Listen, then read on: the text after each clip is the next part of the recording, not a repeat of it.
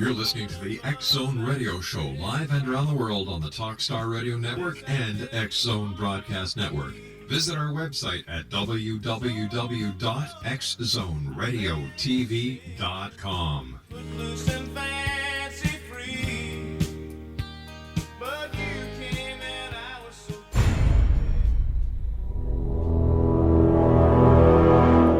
The X Zone radio and TV show is largely an opinion talk show. All opinions, comments, or statements of fact expressed by Rob McConnell's guests are strictly their own and are not to be construed as those of the X Zone radio and TV show or in any manner endorsed by Rob McConnell, Relmar McConnell Media Company, Talkstar Radio Network, its affiliated stations, or employees.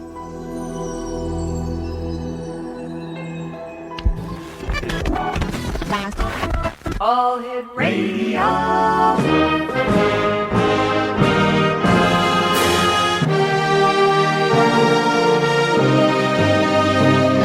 Welcome to the X Zone, a place where fact is fiction and fiction is reality. Now, here's your host, Rob McConnell.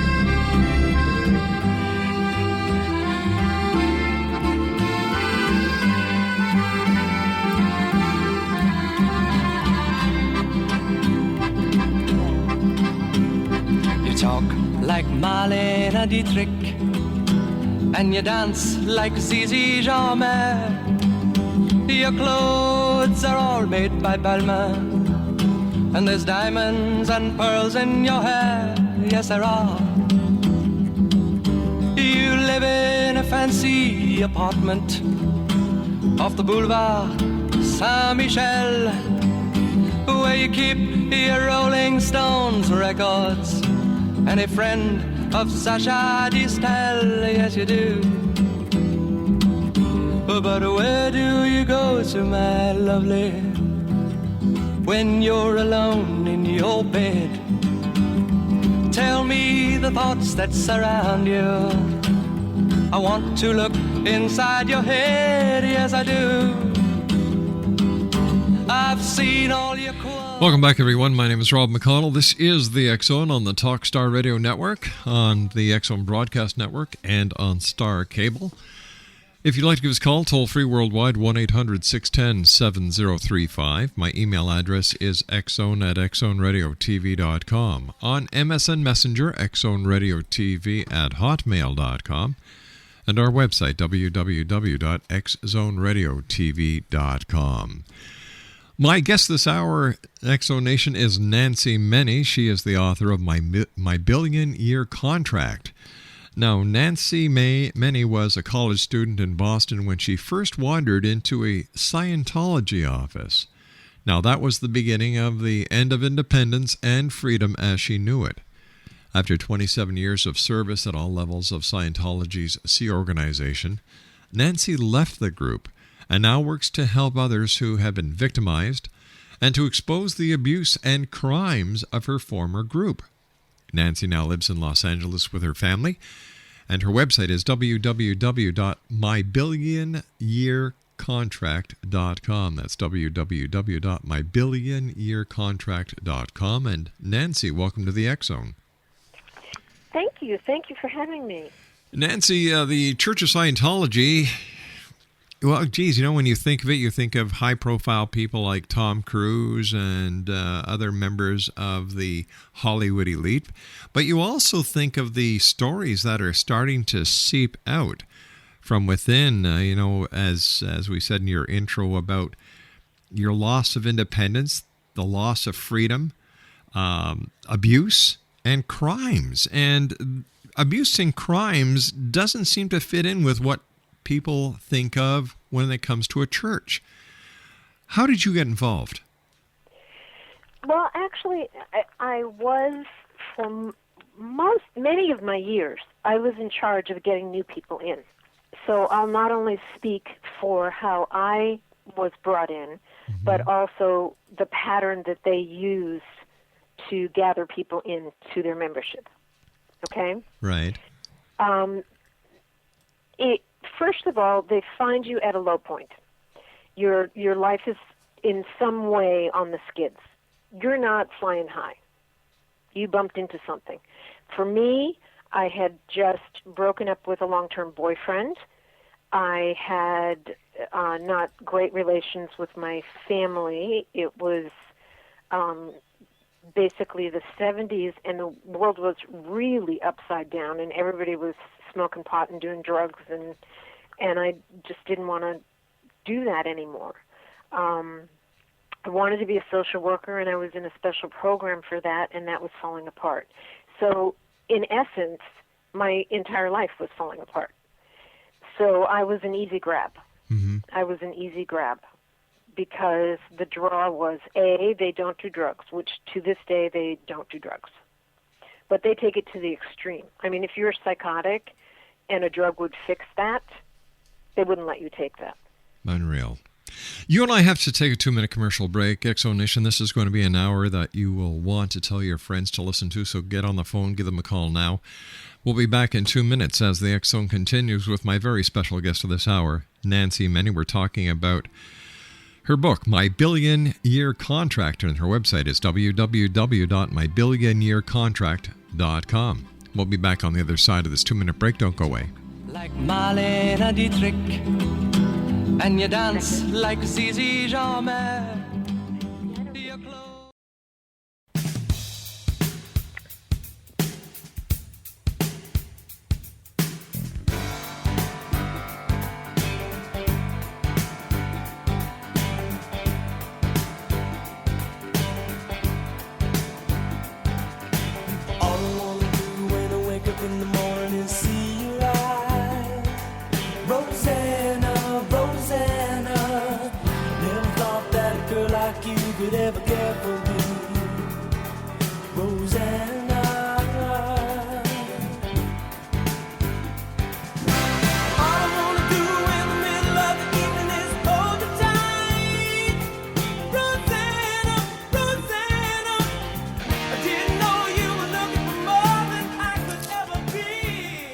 Welcome back, everyone. Nancy Meny is our special guest. Her website is www.mybillionyearcontract.com.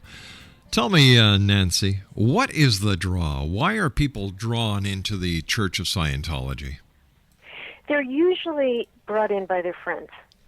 Now, what's little known, okay, is once you get into Scientology yourself and you start a few little basic courses, these are, like in business, they'd be called your lost leaders. You know, you're not really making money on them. They're $50 or $25, right? And they're actually, I don't have a problem with those little courses. But they give you a free course, and they make you what is called a field staff member. Now, a field staff member is a person who's not a member of staff, but they bring in their friends and family. And they get paid a commission of either 10% or 15% of whatever that person brings in. Pays. So if you're the one that brought Tom Cruise in, you're pretty rich right now. How were they able to get Tom Cruise to come into the Church of Scientology? And as far as I know, he's still in it, isn't he? Yes, he's very much still in it. He was married to Mimi Rogers, and Mimi Rogers was born into Scientology. And her father had a Scientology group that was very, very low-key and very not paramilitary-like it is right now. You know, like it's very, very, you know, the Sea Org is the ultimate, and it's really a lot of screaming and yelling, and as news reports have shown, violence and things like that. But he ran what's called a little mission. It was just a little small place. And she grew up in it, and so when she married Tom, she introduced him also through a small mission where it's very, very homey type environment. And as soon as the leader, from my understanding of it, as soon as the leader found out that he was there, they took him away from the mission and said he had to be taken care of by higher people. So he was like secluded.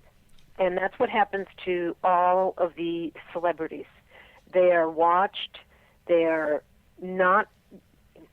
It's like if you got what Tom Cruise gets in Scientology, okay, it might be worth $200,000. But you're not going to get that. Only the celebrity gets that kind of treatment. And they get that kind of treatment because they don't want them to know what's behind the curtain. The slave labor camps, the espionage, the amount of people that go psychotic, the amount of suicides that have occurred. And so they're on a different track. They have different people that are trained to take care of the celebrities. And they even have, they can get, when they're early on and they're not really fully drunk the Kool-Aid yet, right? A celebrity will often, the church offers that they can hire them an assistant to help teach them more about Scientology in their life. Now, they won't be aware of it, but if they go on the internet and start to check out, something comes up and it's that negative about Scientology, that Scientologist that's watching them or being their best friend will interrupt them and say, oh, remember we have this appointment, we got to get going. And they won't even notice. All right, tell me, what is the doctrine? What is so appealing about the Church of Scientology? What do they talk about that other organized religious organizations don't talk about? You mean the good stuff or the stuff that gets crazy further up the line? Well, let's talk about the good stuff, because, you know, in order for somebody to be indoctrinated into a cult, and as far as I'm concerned, that is exactly what Scientology is a cult. Agreed. They have to offer something that they don't, that the person cannot get anywhere else. Yeah, yes, their initial courses, which, as I said, are relatively inexpensive. It's all friendly. But what is in the course that is so appealing? I'd say the first course is on improving your communication. Okay. There's nobody in the world that couldn't stand to improve their communication. Right. It starts out, the very first step is called something like training routine 0, right? And you sit across from a person, and the both of you don't speak, you hold eye contact, and you just be there.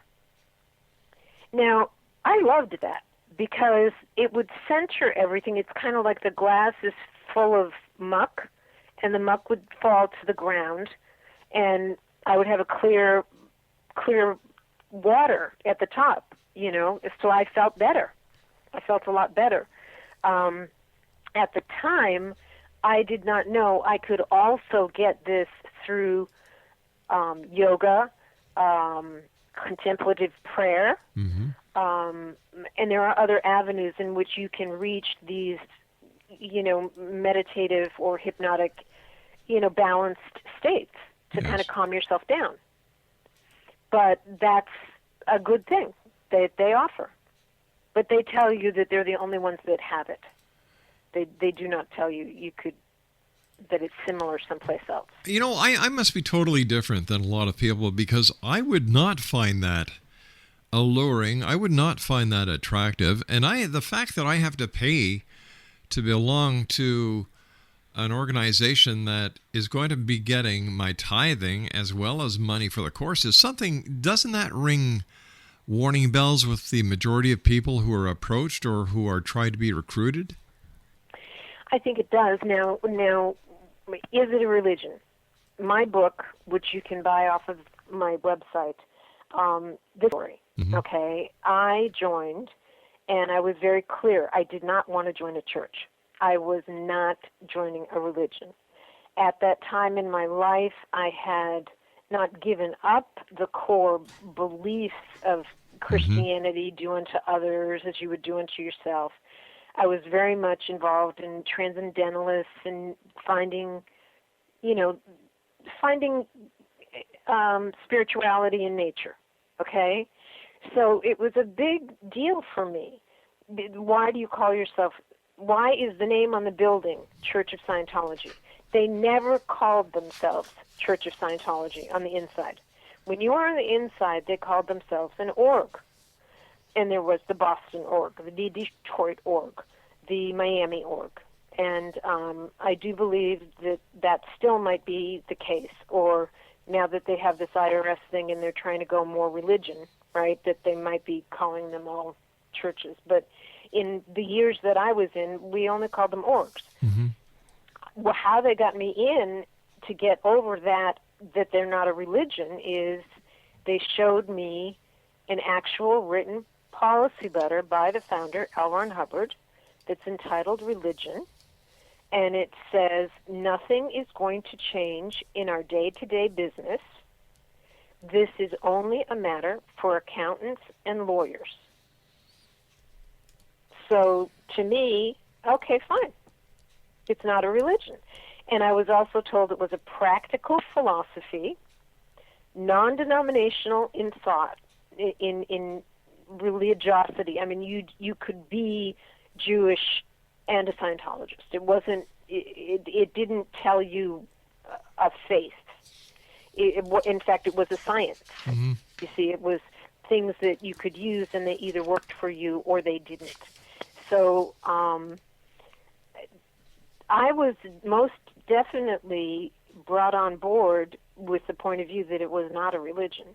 And later on, when I was in longer and I was higher up, and the founder, Hubbard, was in hiding at the time, we were discussing opening up another corporation. And in correspondence with him, basically he told me he wished he'd never made it into a church. So, and that made me actually very excited, because that was in the 80s, and that was when self-help movements were very, very hot. And it would have, and Scientology does have a lot of self-help. So it seems like it's a double-sided sword. It has its pros and it has its cons. But when you start telling the listeners about slave labor, espionage, and suicides, one has to stop and wonder what in the name of God is going on behind those doors. For example, espionage. Why would a church be involved in espionage? Anyone who says anything critical about them is considered suppressive. That's the word they use, suppressive, which means to suppress. Mm-hmm. And no Scientologist is supposed to offer them a job, help, talk to them in any way, do anything. And there also is a policy that they keep going back and forth on, because L. Ron Hubbard wrote it, and I've seen it in practice through the espionage arm, called Fair Game. But L. Ron Hubbard, quote-unquote, canceled it. But if you read the cancellation, it's not a full cancellation. And I just know in real life that a critic is, they say, he says a suppressive person can be lied to, harmed in any way, tricked, deceived. You know, you can do anything to them. All right, stand by. We've got to take our news break at the bottom of the hour. Exo Nation, Nancy Meny is our special guest. Her website, www.mybillionyearcontract.com. That's www.mybillionyearcontract.com. I'll be back on the other side of this commercial break as we continue from our studios in Hamilton, Ontario, Canada, on the Talkstar Radio Network and X Zone Broadcast Network and Star Cable. Don't go away. How am I doing? Are you there?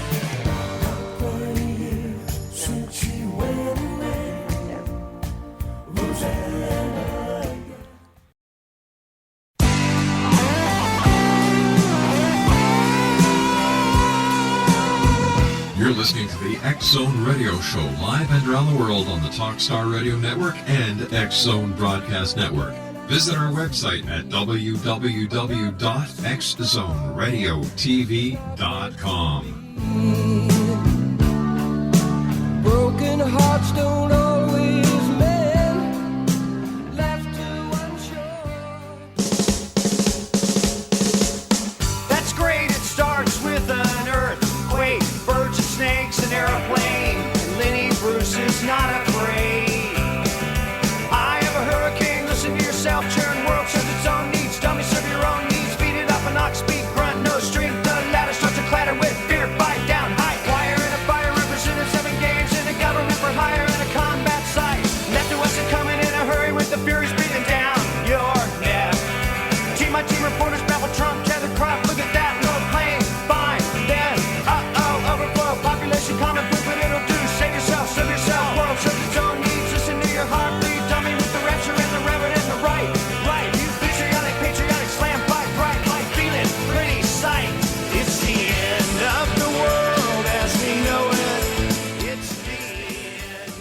Exonation, Nancy Meny is my special guest of this hour. She's the author of My Billion-Year Contract. Her website is www.mybillionyearcontract.com. Nancy, you were talking to us earlier about, and you touched on it very briefly, but I'd like to get back and investigate this as deep as we possibly can. Slave labor. Yes. What they have, they're actually named rehabilitation project camps. The first time I was assigned to one, and people are they can be assigned for many, many reasons. A senior upline just doesn't like the way you did something, and that's it, you're assigned. Or you can go through a whole justice proceeding and be assigned to one. The first one I was assigned to was when the international management was in Clearwater, Florida, located, which is still there, but it's not, they don't have the management there anymore. It was a huge hotel with I'd say 5-story parking garage connected to it with doors into the 12-story hotel. And what happens when you're in this rehabilitation project force is you are, first of all, made to wear clothes that mark you as a member of this group. You're not allowed to talk to anyone. Mm-hmm. You have to run everywhere you go. You're never left alone. You're always under guard. You do menial labor, hard labor, stuff. And then they do let you study some Scientology for, I think, 2.5 hours a day. But sometimes they make them stay up all night long doing physical manual labor.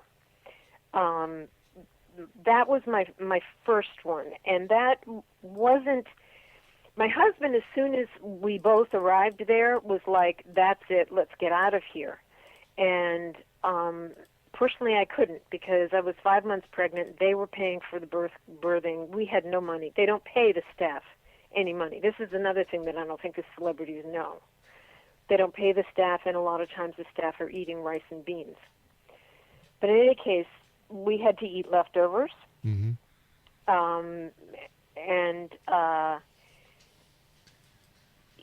You are then at the final, when I thought I was at the final end, I'd completed all these little check things that you have to do to get out. It was about 4 months. I mean, I was almost ready to deliver. There's one level below the Rehabilitation Project Force, which is called the RPF's RPF. So it's like the slave labor camp's slave labor camp. You're the, and that you're supposed to go down into the worst place that they have. I mean, I wouldn't even fit where they wanted me to go. And you can't even talk to anybody in the slave labor camp. Now, I did get out of that. I was able to reach my goal of having my baby not in the slave labor camp. And my husband got out soon after. I found out more recently, I'd say about 4 years ago, that time for me, that we're talking about 79 or so, the slave labor camps only lasted months, a year at the most. Then 4 years ago, I started to find some friends of mine that were leaving that I had known, Mm-hmm. and found out that these slave labor camps now go on forever. There are people that have been in them for 8 to 10 years. My heavens. I mean, that's like what you get for manslaughter. And there is no ending date. You could be in there for the rest of your life. And while you are in there, you are, a lot of times they make you divorce your spouse. You're not allowed to see any children or any, and at the highest levels, they make you have abortions. So that's a whole other different story. So there aren't children at the most high level. But if you did have children, you would not be allowed to see them. and you are kept in there under guard. Like I said, I mean, you're just, the second time we were assigned, my husband and I do things together, so we were assigned together. We had been running this celebrity center in Los Angeles, and we got assigned to the Rehabilitation Project Force. And at that time, our son was 3 years old. And we were in Los Angeles, and we asked them, what about our son? And they said they considered that children are people. And then they started talking to me, like this one woman was saying, well, my daughter, when she was 3 years old, she got under the sink into poison. And she should have known better because she's a spiritual being. And it was her fault. And I'm looking at like, oh, my God. And I said, when are we going to be able to see my son? We have no family, no close, there was nowhere. And the nursery was illegal, and he would escape it. He would climb the fence, this little 3-year-old. He would climb the fence, and he knew where my office was, and he would come to me. And sometimes I couldn't bring him back for a couple hours, and the daycare center hadn't even known he was gone. Oh, heavens. So he could have been wandering the streets of Hollywood for 2 hours, a 3-year-old. So basically, my husband and I were able to get messages to each other that we were going to escape. Today, we never could have done that escape because they have cameras everywhere that are watched constantly, and every single door is monitored. But back then, they didn't have that kind of level of security. You were just supposed to be watched. And my husband and I were separated at separate ends of the table at this very long rectangular room that had 2 doors. And the code was that he would get up and say, oh, I forgot the salt and pepper, and he would leave to go to the kitchen. And then I said the same thing to the people with me. Oh, I forgot the relish or whatever. Right. We met at the dishwasher and just ran as fast as we could without looking like we were running. But couldn't you call for help? Couldn't you pick up a phone and dial 911? No. Why? Well, there were no phones? There were no. First of all, when you're in the slave labor camp, you're watched 24/7. But there was no time. There was no time. There was no time during the. There was no time we were left alone. No time that we were left unguarded. Have you filed complaints, criminal complaints, since leaving the Church of Scientology? I did not. Why? My leaving Scientology, the final thing, which is in my book, is they actually drove me psychotic. They took me into a room with a camera with a person on the 11th floor with all kinds of security guards, and day after day they interrogated me until my mind broke. And then they never contacted me, really, or helped me again. I was, at one point during that psychosis, I was brought to the hospital in restraints in an ambulance,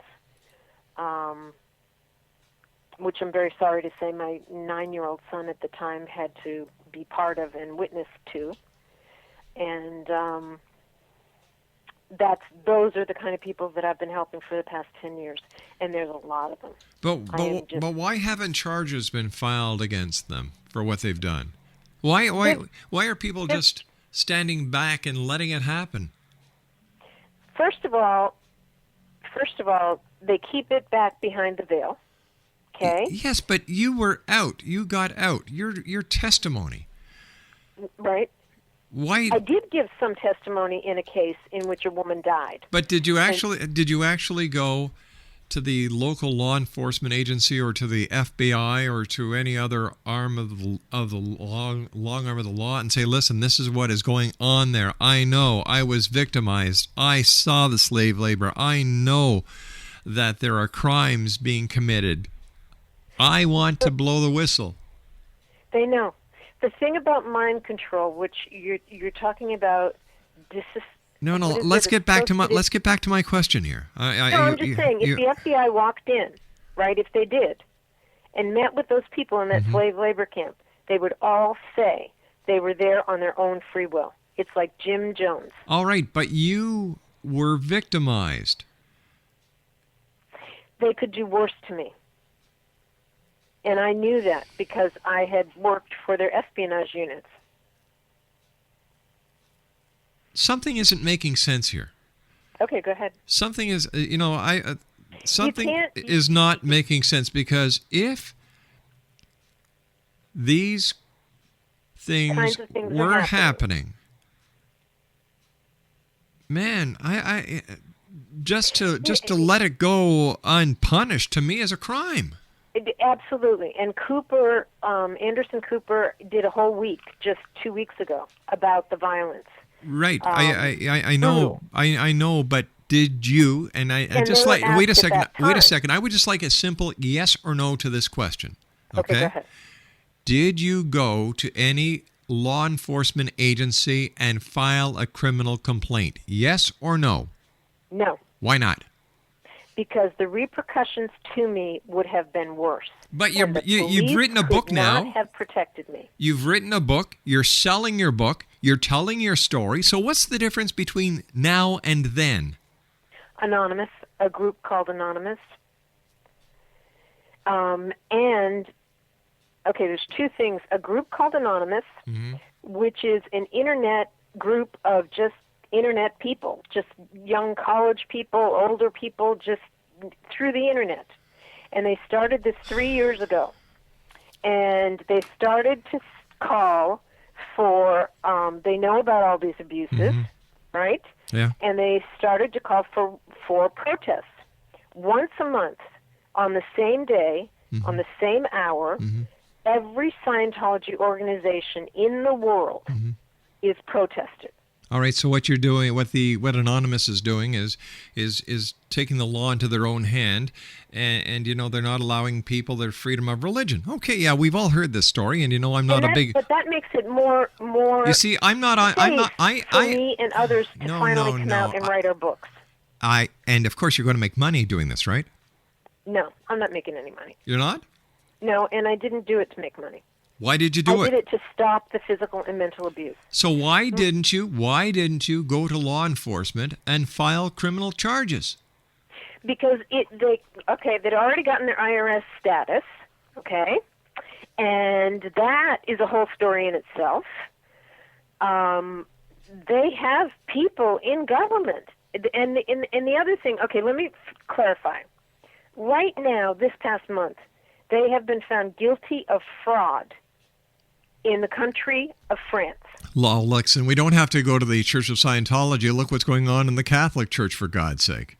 Exactly.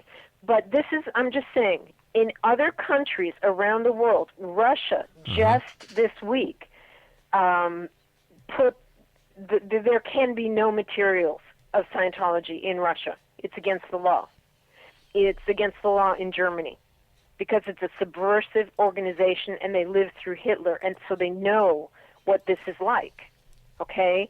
In Australia, there's a senator called Senator Xenophon, with an X at the beginning, who's been working with Parliament, and he said he is not going to give up and he is not going to stop because of the forced abortions, because of the slave labor camps, and because there's just too much consistency in the stories coming out from all over the world that these people cannot be lying. All right, so if all these stories are coming out, and you have all this first-hand information, you have witness accounts, you've got victims, why then are people afraid to go to the police?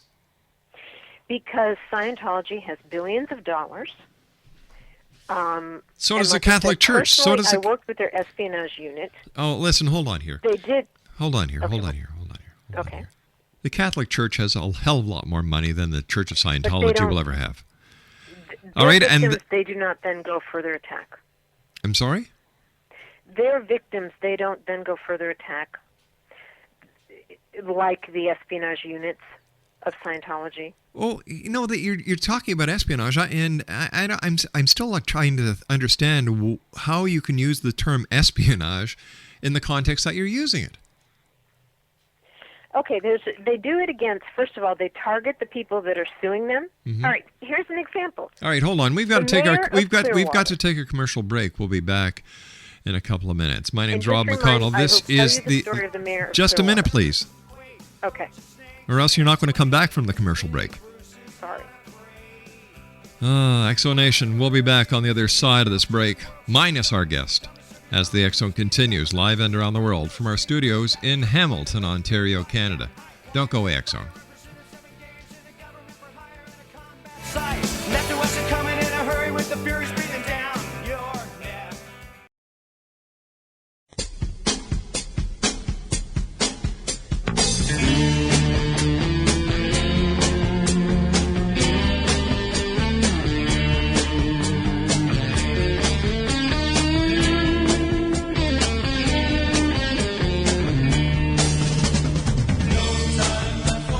On my way to better things, I found myself some ways. Distant roads are calling me. No time for a summer friend. No time for the love you send. Seasons change and so did I. You need not wonder why. You need not wonder why. There's no time left for you. No time left for you. And welcome back, everyone. Boy, where did the night go? 4 hours have come and gone already. But I'd like to take this opportunity of thanking all our guests tonight. In hour number 1, we talked with Meredith Hunt. We talked about the map of the hand. Hour number 2, mystic and artist Pablo Solomon was our guest. Hour number 3, we discussed the world of psychics with psychic Susie Ray. And my guest this hour is Dr. Susan Kolb. She is an author. She is a medical doctor. She brings spirituality, holistic medicine, and traditional medicine all together. She's also the author of The Naked Truth About Breast Implants. Her website's Exonation, www.templeofhealth.ws. And to buy her books, www.nakedtruthAboutBreastImplants.com. Dr. Kolb, it's been a great pleasure talking to you. I love the way that you take care of people. I love the mission that you're on. And all I'd like to do is say thank you for the wonderful things that you and other doctors like yourself who are incorporating traditional medicine with spirituality and holistic healing, bringing it all together. God bless you guys. You're doing a fantastic job. Well, thank you, Rob. You know, this is the future of medicine, and this is how we will control healthcare costs through this type of medicine. What would you like to say to someone listening around the world who may think that they may have something wrong with their breasts, but they're afraid, they've had the implants, but they're afraid of what may lie ahead? What can you tell them to ease them? Well, I think the information in the book, The Naked Truth About Breast Implants, pretty much outlines what you need to do for care and of the implants, signs and symptoms to look out for. And the worst thing is you'll just have to have the implants removed and the scar capsules removed, and then maybe with a breast lift, and you could probably even have implants put back in later on unless you have certain diseases where silicone just doesn't agree with your body. So it's not a horribly scary thing. It's not cancer. It's not AIDS. It just is a matter of education. So there is hope. Oh, yes. But I would imagine the worst thing that anyone can do is do nothing about it, is neglect it. Well, the patients who've neglected it often end up in wheelchairs. Some end up suicidal.